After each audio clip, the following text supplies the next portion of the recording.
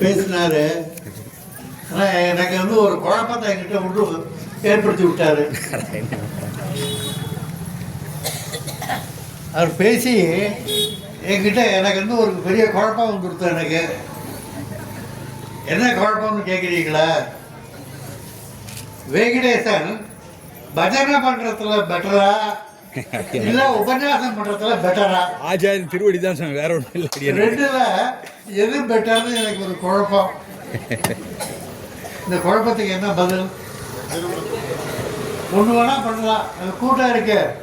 வெங்கடேசன் பஜனை பெட்டர், பஜனைலாம் சிறந்ததுன்னு சொல்ல கை தூக்குங்க அப்படின்னு சொல்லி என்னலாம் எத்தனை பேர் கை தூக்கினாங்க.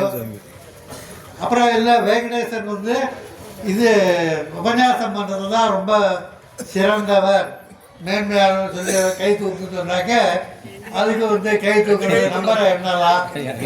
ஆனால் அப்போ ஒரு குழப்பம் வந்துடும். ஏன் தெரியுமா? வெங்கடேசர் இதில் பஜனையில் சிறந்தவர் கை தூக்குனா எல்லாரும் கை தூக்குவாங்க. உபன்யாசம் சிறந்ததுனாக்க அதுக்கும் எல்லாரும் கை தூக்குவாங்க. அந்த மாதிரி குழப்பத்தை உங்களுக்கும் எனக்கும் ஒன்று பண்ணி விட்டார். குழப்பம்